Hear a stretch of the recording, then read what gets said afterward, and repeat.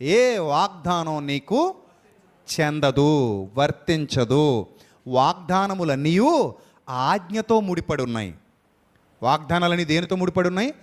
ఆజ్ఞతో ముడిపడి ఉన్నాయి. అంతెందుకు, నీ తల్లిని తండ్రిని సన్మానించుము, నీ తల్లిని తండ్రిని సన్మానించినప్పుడు నీవు దీర్ఘాయుష్మంతుడు వగుదువు.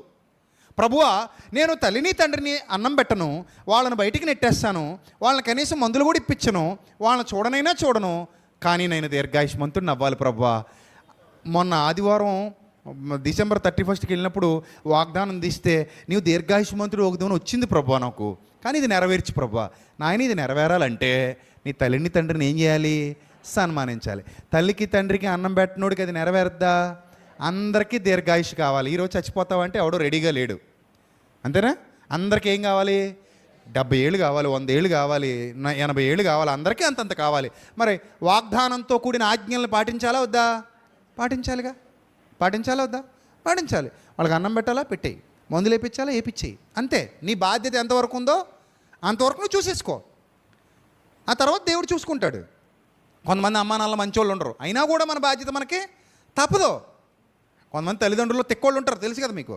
ముసలోళ్ళకి కొంత తెక్కు ఉంటుంది. ఆ తెక్కోళ్ళు బురదినేతుంటారు మనల్ని, ఆ చేదస్తంగాళ్ళు. వాళ్ళు మారరు, మనల్ని పుల్లబెట్టి పొడుస్తూ ఉంటారు. అయినా కూడా మరి పోషించాలా ఏంటి? అన్నం పెట్టాలా? పెట్టాలి. నీకు వాళ్ళు పెట్టారుగా చిన్నప్పటి నుంచి, నువ్వు పెట్టాలి. అంతే. Rule is rule for all. నీకు దీర్ఘాయుష్ కావాలంటే తల్లిని తండ్రిని ఏం చేయి? సన్మానించేయి.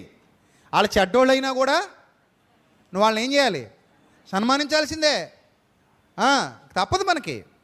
వాళ్ళకి పెట్టాల్సింది వాళ్ళకి పెట్టేయడమే.